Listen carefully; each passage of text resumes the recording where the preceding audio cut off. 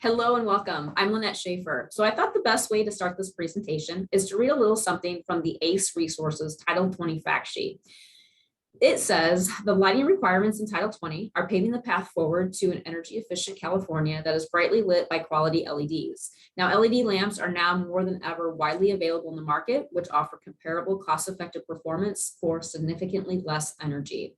Now, the way the state of California is achieving this energy efficiency is by requiring certain products manufactured on or after January 1st, 2018 to comply with the performance, testing, and marking requirements listed in California's Appliance Efficiency Regulations, which is also known as Title 20. Now, specifically for lighting, this applies to California state-regulated LED lamps, referred to as SLED, which includes E12, E17, E26, GU24, and retrofit kits, as well as small diameter directional lamps, SDDL, like incandescents, halogen, and LEDs. These are non-tubular directional lamps with a 2.25 inch or less diameter. And they can also operate at 12 volts, 24, or 120 volts. And there's also general service lamps, GSL, which include incandescent, halogen, CFL, or LED omnidirectional lamps with an E26 base. Now, of course, there are some exceptions to the rules, like colored LED lamps as well as LED tubes. I would highly recommend visiting the MAEDBS website for a full list of exceptions. Now, besides performance, testing, and marking requirements, compliance also includes mandatory certification of the regulated products to the California Energy Commission, known as the CEC.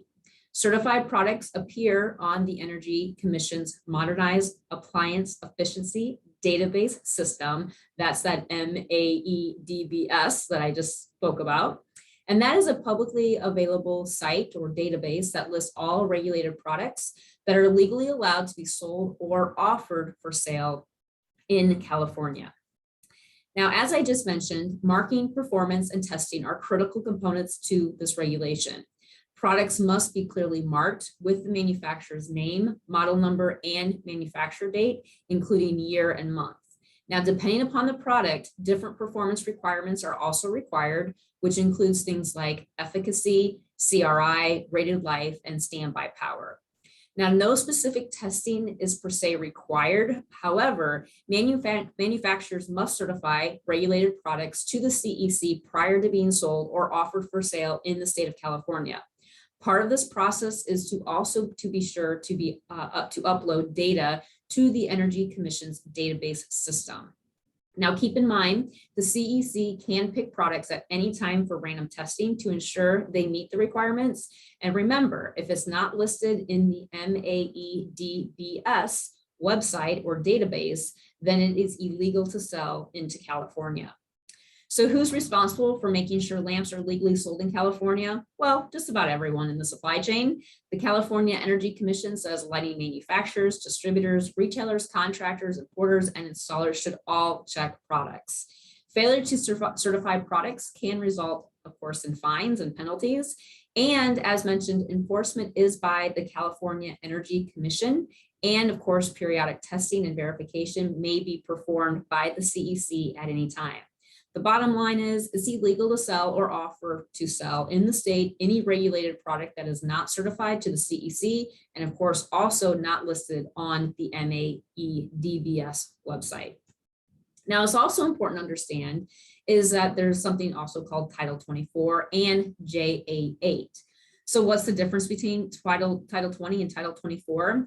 Well, Title 20 is a product-specific standard, while Title 24 deals with the way a building is set up and controlled. In fact, just because a product meets Title 20 standards does not necessarily mean it will help in meeting Title 24 regulations.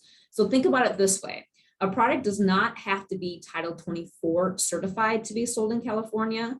Also, new construction projects or major retrofits, however, do have to be inspected and approved as meeting Title 24 standards.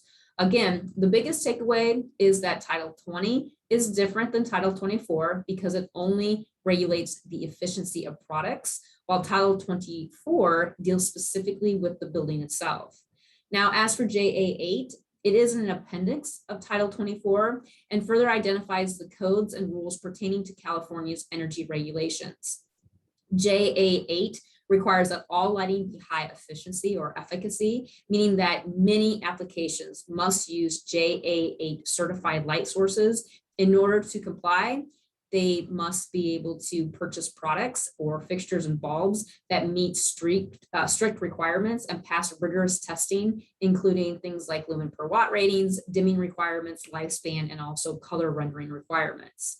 Once the light source meets these specific requirements for J8A, it is then approved by the state of California and is registered with the CEC. All certified light sources must have specific J8A markings printed clearly on the lamp or the fixture. If the product is not listed with the CEC and does not have the J8A date code, then it is not J8A certified. Now, here's just a little quick summary of the major requirements for J8A. This is just some of the highlights of the specific requirements that I wanted to show you. Now, if you do need additional information, here are some useful websites. I also encourage you guys to review these and to get accustomed and familiar with the different resources that are available. And of course, don't forget also that we not only have the Title 24 and J8, but the biggest one here, Title 20 that we spoke about today. These markings will be on all of our spec sheets, but also another great way to ensure compliance is always remember to check the CEC website for the full compliance of all products. I want to thank you again for your time for joining me today, and I hope you enjoyed this recording. Thank you so much.